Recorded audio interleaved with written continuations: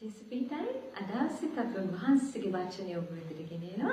අපි ආඥා කරමු ස්වාමීන් වහන්සේ මේ වචනය තුලින් ඔබට කතා කරන්න කියලා. ජීවමාන දෙවි ඥානනේ අදහසිත වහන්සේගේ වචනය තුලින් ඔබගේ ජනතාවට කතා කරන්න, ඔබගේ හදවත්වල තියෙන ප්‍රශ්න, වේදනා, දුක් ඔබ වහන්සේ වත් කරලා ඔබ වහන්සේ සමග සිටින දෙවියන් වහන්සේ බව උන්ට දැනෙන පිණිස මේ වචනින් උන්ගේ හදවත ස්පර්ශ කරන්නට ජේසුස් කියන බල සම්පන්න නාමයෙන් ආමෙන්. හලෙලුයා. අපි යෙසායා 60 වෙනි පරිච්ඡේදයේ 20 වන පදයට ගමන් කරනවා. යෙසායා 60 වන පරිච්ඡේදයේ 20 වන පදය. නුඹේ ඉර තවත් බැස යන්නේවත්, නුඹේ සඳ පහව යන්නේවත් නැත. මක්නිසාද ස්වාමීන් වහන්සේ නුඹේ සදාකාල එළිය වනසේක. නුඹේ වැළපීමේ දවස් කෙලවර වන්නේය. මේ ස්ථානයේ කියනවා නුඹේ ඉර තවත් බැස යන්නේවත්, නුඹේ සඳ තවත් බැස යන්නේවත් නෑ. මන්ද අපේ සදාකාල එළිය උන්වහන්සේ. ඒ කියන්නේ මේ භෞතික එළියක් නෙමේ අපේ ජීවිතේට ලැබෙන්න යන්නේ.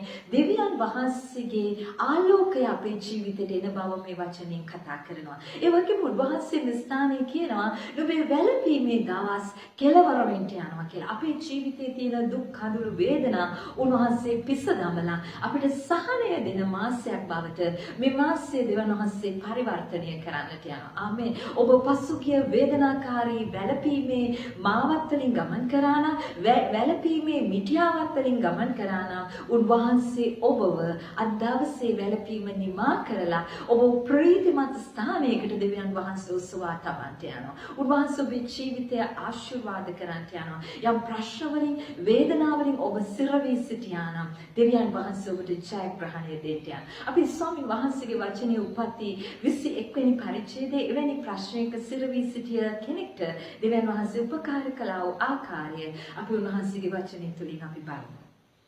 උපත්ති 21 වෙනි පරිච්ඡේදයට අපි බඩලලා අපි පෙරලගමු. උපත්ති 21 වෙනි පරිච්ඡේදයේ 10 සහ 11 පදවල මෙසේ උන්වහන්සේගේ වචනේ කියනවා. එහින් ඈ ආබ්‍රහම්ට කතා කොට මේ දාසිය සහගේ පුත්‍රයා පිටත දමන්න. මක්නිසාද මේ දාසියගේ පුත්‍රයා මගේ පුත්‍රයා වූ ඊසාක් සමග උරුමකාරයෙක් නොවන්නේ යයි කීබේය. ආබ්‍රහම් මේ කාරණය තමාගේ පුත්‍රයා නිසා තද කනගාටුවක් විය. අපි දකිනවා ආබ්‍රහම්ගේ ජීවිතේ විශාල ප්‍රශ්නයකට ඔහු මුහුණ දෙනවා. ඔහු ඇදහිල්ලේ පියා ලෙස බයිබලයේ කතා කරනවා. දෙවියන් වහන්සේ තුල ඔහු ඇදහිල්ලෙන් ගමන් කරලා ඔහු ජයග්‍රහණ අත්පත් කරගත්තා වූ පුද්ගලයෙක්. නමුත් අපි දකිනවා ඔහුගේ ජීවිතේටත් යම් ප්‍රශ්න සතුරා විසින් ගෙනෙනවා. හැබැයි ඒ සියල්ලදී දෙවියන් වහන්සේ උට ජයග්‍රහණය ලබා දෙනවා. ආමේන්. හලෙලුයා. ඔබේ ජීවිතේට ඔබ කුමන හෝ ප්‍රශ්නයක අද සිටිනවා නම් මේ වචනේ දෙවියන් වහන්සේ ඔබට ධෛර්යය දෙන්න යනවා. මෙසානේ උන්වහන්සේගේ වචනේ කියනවා එයින් ඈ ආබ්‍රහම්ට කතා කොට මේ දාසිය සහගේ පුත්‍රයා පිටත දමන්න. එතකොට ආබ්‍රහම්ට යෝජනාවක් ගෙනෙනවා සාරා. සාරා කියනවා මේ හාගර් සහ ස්මයිල්ව නිවසින් එළියට දාන්න කියලා. අපි දන්නවා මේ කතාවේ මූලාරම්භයට ගියොත් ආබ්‍රහම් සාරා සමග තමයි විවාහ වෙලා සිටියේ. උන්ට දරුවන් සිටියේ නැහැ.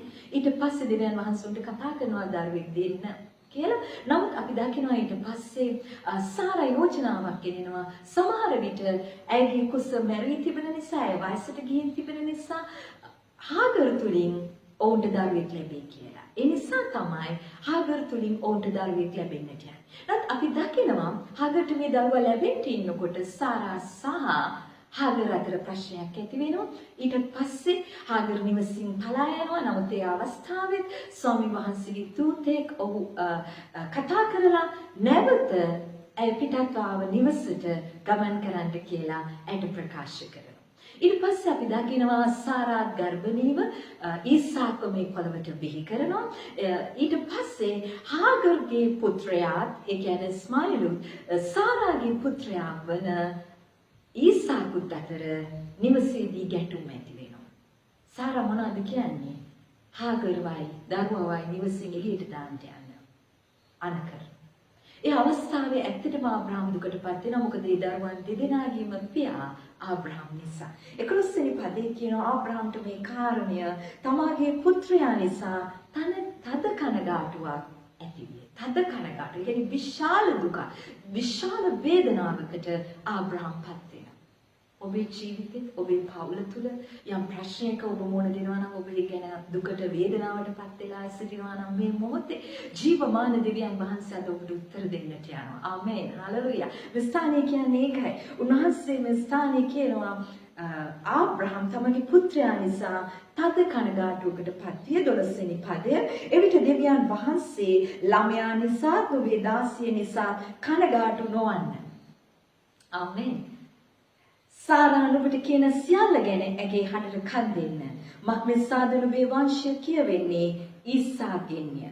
ආමේන්. හලෙලූයා. බලන්න ආබ්‍රහම් දුකක ඉන්නකොට දැඩි වේදනාවක සිටිනකොට ඕ පෞල් ප්‍රශ්නයකින් පොරබදනකොට ඕ වේදනාවකින් සිර වෙලා ඉන්නකොට ඕට විසඳුමක් නැතුව සිටිනකොට දෙවියන් වහන්සේ කතා කරනවා. ඔබේ ජීවිතෙත් මේ වගේ උන්වහන්සේ ඔබ ඕනෑම දුකක වේදනාවක සිටිනකොට ඔබට කතා කරන්නට යනවා. මේ ස්ථානයේ අපි දකිනවා උන්වහන්සේ ආබ්‍රහම්ට කතා කරලා කියනවා ඔබ කනගාටු වෙන්න එපා දාසිය ගැනවත් ඒ දරුවා ගැනවත්. මොකද සාරා කියන දෙයක් ඔබ කරන්ට මම ඔබගේ දරුවාට සහ ඒ දාසියට වෙනුවෙන් ක්‍රියා කරන්නට යනවා කියලා. හලෙලූයා. ඒකට අපි දකිනවා දෙවියන් වහන්සේ මේ ස්ථානයේදී ආබ්‍රහම්ට ධෛර්යය සහ ශක්තිය නිදහස් කරනවා. ආබ්‍රහම්ට තීරණයක් ගන්න බැරුව ඔහු වේදනාවෙන් ඔහු දුකින් සිටිනකොට දෙවියන් වහන්සේ උට කතා කරන්නට යනවා. අද දවසේ ඔබගේ ජීවිතයේ සමහර විට ඔබේ රැකියාව සම්බන්ධයෙන්, සමහර විට ඔබගේ ව්‍යාපාරය ගැන, නැත්නම් පවුලේ ඇති වෙලා තියෙන ප්‍රශ්නයක් ගැන, එහෙම නැත්නම් දරුවෙක් සම්බන්ධව ප්‍රශ්නයක් වෙන්න පුළුවන්.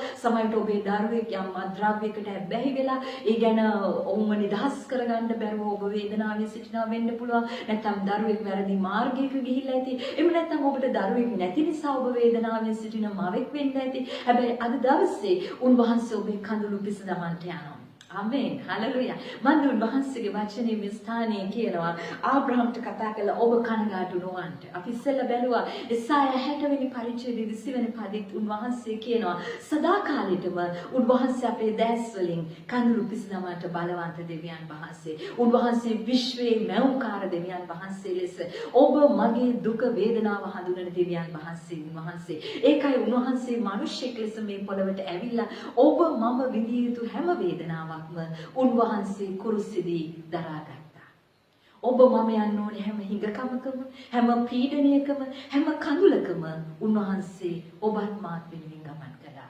ඔබ ගමන් කරන හැම නින්දාවකම උන්වහන්සේ ගමන් කරලා ඔබේ නින්දාවෙන් ඔබ නිදහස් කළා. ඔබ ගමන් කරන ලැජ්ජාව තුළ උන්වහන්සේ ගමන් කරලා ඔබ මේ ලැජ්ජාවෙන් නිදහස් කරන්න ස්වාමීන් වහන්සේ ක්‍රියා කරා. ඒකයි හේබ්‍රෙව් 12 වෙනි පරිච්ඡේදයේ කියන්නේ උන්වහන්සේ ලැජ්ජාව නොසලකා උන්වහන්සේ කුරුසේ දරාගෙන ඔබ මා වෙනුවෙන් ගමන් කළා කියලා. ඔබ අද දවසේ යේසුස් වහන්සේ ගැලුම් කරු ලෙස පිළි අරගෙන නැත්නම් ඔබට අවස්ථාව තිබෙනවා යේසුස් වහන්සේව ඔබ එන්න ස්ථානයේදීම උන්වහන්සේව හදවතට පිළිගන්න.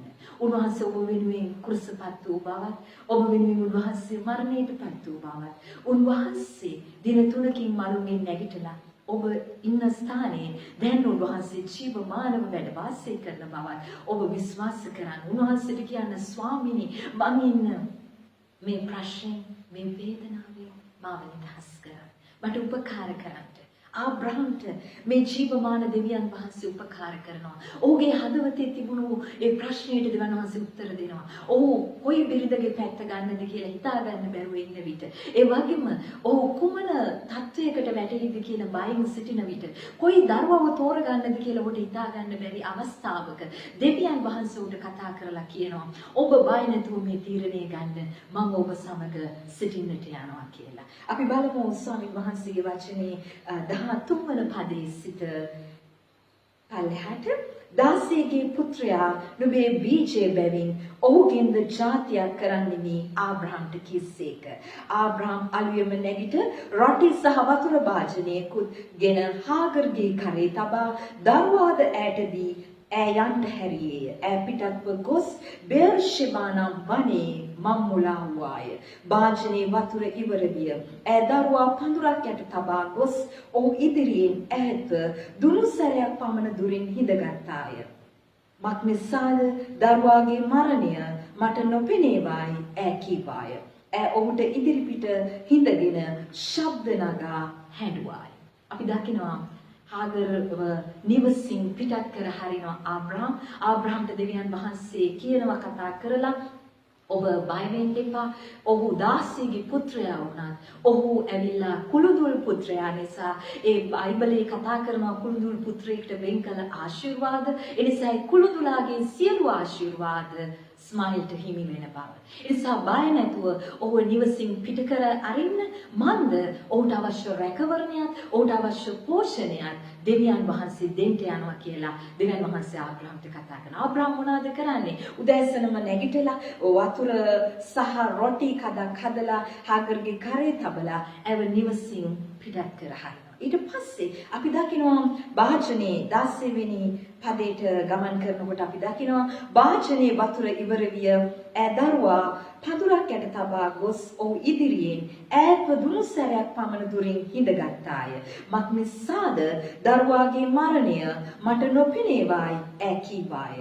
ඔහු ඉදිරි පිටින් හිඳගෙන ශබ්ද නගා හැඬුවා. හාගර් මව හැටියට දැඩි වේදනාවකින් හඬනවා. දැන් ඇය ගෙනාව වතුරත් ආහාරත් ඉවරයි. එනිසා ඇය ශබ්ද නගා හඬනවා. දරුවව ඈතින් තියලා ඒ දරුවගේ මරණය දකින්නේ නැති වෙන්න කියලා ඇය ශබ්ද නගා හඬනවා. අපි බලමු ඊළඟ පදය 17 වන පදය. දෙවියන් වහන්සේ ළමයාගේ හඬ ඇසූසේක. දෙවියන් වහන්සේගේ දූතයා ස්වර්ගයේ සිට හාගරට හඬ ගසා හාගර් නුඹට මක් වෙලාද? බය නොවන්න. මක් නිසාද දෙවියන් වහන්සේ ළමයා සිටින තැනින් ඔහුගේ ශබ්දය ඇසූසේක. ආමේන් හාලෙලුයා. බලන්න දෙවියන් වහන්සේ මේ ස්ථානයේ ඔවුන් අසරණ වෙලා ඔවුන් තනි වෙලා ඔවුන් වනේ මම්මුලා වෙලා ඉන්නකොට ස්වාමීන් වහන්සේගේ දෑත මේ පවුල වෙනුවෙන් දිගුවෙන්ට යනවා. විශේෂයෙන් මේ මවටත් මේ දරුවවත් තනි නොකර දෙවියන් වහන්සේ රැකවල් කරනවා. උන්වහන්සේගේ දේව දූතයන් විසින් කතා කරනවා. කතා කරලා කියනවා මොකක්ද? දෙවියන් වහන්සේ ළමයාගේ හඬ ඇසූසේක. අපි සමහරක් වෙලාවට හිතනවා අපි ගොඩාක් යාඥා කරන්න දන්නේ නැහැ. අපිට ගොඩාක් දැනුම නැහැ යාඥා කරන්න කියලා. නමුත් බයිබලයේ මේ ස්ථානයේ අපිට පේනවා මේ ළමයා දෙවියන් වහන්සේට කරපු පුංචි හැඬීම, ඒ ශබ්දය අහලා දෙවියන් වහන්සේ පිළිතුරු දෙනවා. ආමේන්. අපේ භාෂාව හොඳටම තේරෙන්නේ අපේ දෙවියන් වහන්සේට. ඔබ කතා කරන භාෂාව, ඔබ සිතන ආකාරය ඔබේ ස්වර්ගීය ආදරණීය පියාණන් වහන්සේ දන්නවා. ඒ නිසා ඔබගේ සිතිවිලි ඔබ උන්වහන්සේට කියනකොට ස්වාමීනි මට ඔබ වහන්සේ උපකාර කරන්න කියලා. ඔබ ඉන්න වේදනාවෙන්, ඔබ ඉන්න දුකේදී උන්වහන්සේට මොරගසනකොට දෙවියන් වහන්සේ ඔබට උදව් කරන්නට යනවා. මේ පෞල් ප්‍රශ්නේදී ආබ්‍රහම්ට දෙවියන් වහන්සේ කතා කරනවා. මේ ප්‍රශ්නේ විසඳ ගන්න ආකාරය දෙවියන් වහන්සේ කතා කරනවා. අද දවසේ ඔබ එවැනි තැනක සිර වෙලා ඉන්නවා නම් මේ මාසේ ඔබට උත්තර දෙන්න යනවා උන්වහන්සේ. මොකද උන්වහන්සේ අද දවසේ මේ වචනෙන් ඔබට කතා කරන්න කියලා උන්වහන්සේ මට මඟ පෙන්වීමක් ලබා දුන්නා. විශේෂයෙන් මේ මාසේ ඔබගේ කඳුළු උන්වහන්සේ පිසදමන්නට යනවා. ඔබේ වේදනාව උන්වහන්සේ ඉවත් කරන්නට යනවා. ඔබගේ ජීවිතයේ සිර වෙලා තිබිච්ච ස්ථානවලට විසඳ ගන්න බැරි වෙච්ච ප්‍රශ්නවලට දෙවියන් වහන්සේ උත්තර දෙන්න යනවා. බලන්න හාගර්ට දෙවියන් වහන්සේ කතා කරලා කියනවා දෙවියන් වහන්සේගේ දූතයා ස්වර්ගයේ සිට හාගර්ට හඬ ගසා හාගර් නුඹට මක් වෙලාද? බය නොවන්න. උගක් වෙලාවට ප්‍රශ්නවලදී සිද්ධ වෙන පළවෙනි දේ තමයි මනුෂ්‍ය හැටියට අපිට බය එනවා. ඒකයි බයිබලයේ බොහෝ ස්ථානවල බය නොවන්න කියලා කතා කරන්නේ. මොකද අපිට ජීවිතේ බය කියන දේ පැමිණෙනවා. හැබැයි අපි මේ බය තුල ජීවත් වීමයි නරක. බය ඇදහිල්ල අපේ ජීවිතේ නැති කරන්නට යනවා. ඒ නිසා අපි බය පරාජය කරලා අපි තුල තියෙන ඇදහිල්ල අපි ක්‍රියාත්මක කරන්න අවශ්‍යයි. මේ ස්ථානයේ ස්වාමීන් වහන්සේගේ වචනේ 18 වන පදේ කියනවා. නැගිට ළමයා ඔසවා නුඹේ අතින් අල්ලා ගන්න. මක් නිසාද මම ඔහු මහත් ජාතියක් කරන්නෙමි කිස්සේක. ආමේන්. හලෙලුයා. බලන්න දෙවියන් වහන්සේ මේ තනි වෙච්ච පවුලට, මේ අසරණ වෙච්ච අයට උන්වහන්සේගේ පිහිට දෙනවා. උන්වහන්සේ කියනවා ඔබ බය වෙන්න එපා. ඔබේ දරුවව නැගිටවල ඔබ අතින් අල්ල ගන්නට. ඔහු මහත් ජාතියක් බවට පරිවර්තනය වෙන්නට යනවා කියලා. අපි ඊළඟ පදයට ගමන් කරමු. දෙවියන් වහන්සේ ඇගේ ඇස් ඇරවූසේක. එවිට ඈ වතුර ඇති ලිඳක් දැක එහි ගොස් වාචනයට වතුර පුරවාගෙන ළමයාට බොන්න දුන්නායි. බලන්න ඇය ඉන්න අස්සල මේ ලිඳ තිබුණා. නමුත් ඇය ඒක හරියට දැක්කේ නෑ. හැබැයි අපි දකිනවා ඊට පස්සේ ඇගේ ඇස් විවර වුණාලු. අපේ ආත්මික ඇස් විවර වන විට අපිට දකින්න පුළුවන් දෙවියන් වහන්සේ අපිට වෙන් කර තිබෙන ආශිර්වාද. මන්ද උන්වහන්සේගේ වචනේ කියනවා උන්වහන්සේට ප්‍රේම කරන්නන්ට සූදානම් කළා. ඒ ආශිර්වාදය අපේ ඇස්වලට අපි දැක්කේ නෑ, අපේ කන් වලට ඇසුනේ නෑ. නමුත් ශුද්ධාත්මයන් වහන්සේ ඒක අපිට එළිදරව් කරන්නට යනවා කියලා. ඒ වගේම යාකෝබ 1:17 උන්වහන්සේගේ වචනේ කියනවා සෑම සම්පූර්ණ දේ, සෑම යහපත් දේ ආලෝකවල පියාණන් වහන්සේගේ ඉහළින් අප වෙතට බැස්සෙන්ට යනවා කියලා. මේ මාසේ ඔබගේ ආශිර්වාදයේ ලිඳ, ආශිර්වාදයේ උල්පත, ඔබට වෙන් කර තිබෙන සඵලත්වය ඔබේ ඇසට දෙවියන් වහන්සේ ඔබේ ඇසට දකින්ට සලස්වන්නට යනවා. ආමේන්. හලෙලූයා. උන්වහන්සේ ඔබට පෙන්වන්නට යනවා ඔබේ ආශිර්වාදය කොහෙද තියෙන්නේ කියලා. උන්වහන්සේ ඔබට හරි මඟ පෙන්වීමක් ඔබේ ජීවිතයට නිදහස් කරන්නට යනවා. ඔබේ ආශිර්වාදයේ තියෙන තැන. දැන් බලන්න ආගර් බලාපොරොත්තුවක් නැතුව මේ දරුවත් එක්ක එළියට බහැලා ආවේ. සමහර විට ඔබ බලාපොරොත්තුවක් නැතුව මේ මාස ගානම ජීවත් වෙන්න ඇති. ඒත් අදින් පස්සේ ඔබට බලාපොරොත්තුවක් උන්වහන්සේ දෙන්න යනවා. ඔබේ ඇස විවර කරන්නට යනවා. සමහර විට ඔබේ රැකියාව එම නැත්නම් ඔබේ ව්‍යාපාරය තුල ඔබට කිසිවක් කරගන්න බැරුව ඔබ අසරණ වෙලා ඇති. ඔබ දුකින් ඇති. ඔබ හඬමින් ඇති. නමුත් ඔබ අදින් පස්සේ හඬන්නට යන්නේ නැහැ. මන්දුන් වහන්සේ ඔබේ කඳුළු පිසලා ඔබට උදව් කරන්නට යනවා. මේ ස්ථානයේ අපි දකිනවා ආබ්‍රහම් ඔවුන් නිවසින් පිට කළත් දෙවියන් වහන්සේ ඔවුන් අත්හැරියේ නැහැ. අපි අදහන දෙවියන් වහන්සේ කවදාවත් අපිව අත්හරින්නේ නැති දෙවියන් වහන්සේ. ඔබගේ දුකේදී ඔබට ඉතාලම පිටක් වන දෙවියන් වහන්සේ. ගීතාවලිය 46:1 කියනවා උන්වහන්සේ අපේ සරණත්, අපේ ශක්තියත්, අපේ දුකේදී ඉතාලම පිටක් වන දෙවියන් වහන්සේ කියලා. උන්වහන්සේ මේ මොහොතේ ඔබට ළඟව ඔබට උපකාර කරන්නට යනවා. ඔබ දුකින් නම් උන්වහන්සේ ඔබට ළඟ වෙන්න යනවා. ඔබේ සරණක් වෙන්න යනවා ඔබේ ජීවිතේට. ඔබේ ජීවිතේට උන්වහන්සේ ශක්තිය වෙන්නට යනවා. ඒකයි දාවිද් කියන්නේ උන්වහන්සේ මගේ පර්වතයයි, මගේ බලකොටුවයි කියලා. උන්වහන්සේ තමයි ඔබේ ශක්තිය, ඔබේ බලකොටුව. ඔබේ ඇදහිල්ලේ ස්ථානයේ නැගී සිටින්න, ඔබේ දැස් විවර කරලා බලන්න දෙවියන් වහන්සේ ඔබට වෙන් කර තිබෙන ආශිර්වාද. උන්වහන්සේගේ පොරොන්දු අරගෙන උන්වහන්සේට ස්තුති කරන්න පටන් ගන්නට. ඔබ ගාව තියෙන වේදනාව ඉවත දාලා ප්‍රීතියෙන් උන්වහන්සේට ස්තුති කරන්න පටන් ගන්න. එවිට ඔබේ ඇස විවර වෙලා මේ ආගර දැක්කා වගේ ඇගේ ආශිර්වාදයේ ලිඳ දෙවියන් වහන්සේ ඔබේ ආශිර්වාදයේ ලිඳ මේ මාසේ ඔබට විවෘත කරලා ඔබේ ඇස ගැටෙන්න සලස්වනවා. ඒක ඔබ භුක්ති විඳින්නට යනවා. අපි ස්වාමීන් වහන්සේගේ වචනය තුල අවසාන වශයෙන් යෙසායා පොතට අපි ගමන් කරමු. යෙසායා 30 වෙනි පරිච්ඡේදයේ යෙසායා 30 වෙනි පරිච්ඡේදයේ 19 වෙනි පදෙහි උන්වහන්සේගේ වචනය මෙසේ කියනවා. යෙසායා 30:19 කියනවා මක් නිසාද සෙනග සියොන්හි යෙරුසලමේ වාසය කරන්නෝය. නුඹ තවත් හඬන්නේ නැත. උන්වහන්සේ නුඹේ මොරගැසීමේ හඬට නුඹට දයා වෙනවා ඇත. ඇසුම් කෙනෙහිම උන්වහන්සේ නුඹට උත්තර දෙනවා ඇත. ආමේන්. හලෙලූයා. මේ ස්ථානයේ කියනවා නුඹ තවත් හඬන්නේ නැත. ආමේන්. ඒක හදවතට ගන්න. මං අදින් පස්සේ හඬන්ට යන්නේ නැහැ. මං දෙවියන් වහන්සේ තුල ප්‍රීතියෙන් ජීවත් වෙන්න යනවා. මන්ද උන්වහන්සේ ලෝකය මැවීමට ප්‍රථමේ මට වෙන් කළා සියලු ආශිර්වාද උන්වහන්සේ මා මතට නිදහස් කරන්නට යනවා කියලා පේතරස් පොතේ කියනවා. උන්වහන්සේ අපට වෙන් කළා ඒ ස්වර්ගීය ආශිර්වාදයන් උන්වහන්සේ අප වෙතට නිදහස් කරන්නට යනවා කියලා ජීවිතයට දේව භක්තියට අදාළ සියලු දේ උන්වහන්සේ අපට වෙන් කර තිබෙනවා කියලා දෙවියන් වහන්සේගේ වචනේ කියනවා. 3 වෙනි යෝහන් 2 වෙනි පදේ උන්වහන්සේ කියනවා අපේ ප්‍රාණය සඵලවන්නාසේ සියල්ලෙන් සඵල වීම දෙවියන් වහන්සේගේ කැමැත්තයි කියලා. ආමේන්. එහෙනම් ඔබ සියල්ලෙන් සඵලවත් ජීවිතයක්, සියල්ලෙන් ප්‍රීතිමත් ජීවිතයක්, සියල්ලෙන් ජයග්‍රාහී ජීවිතයක් ගත කිරීම දෙවියන් වහන්සේගේ කැමැත්තයි.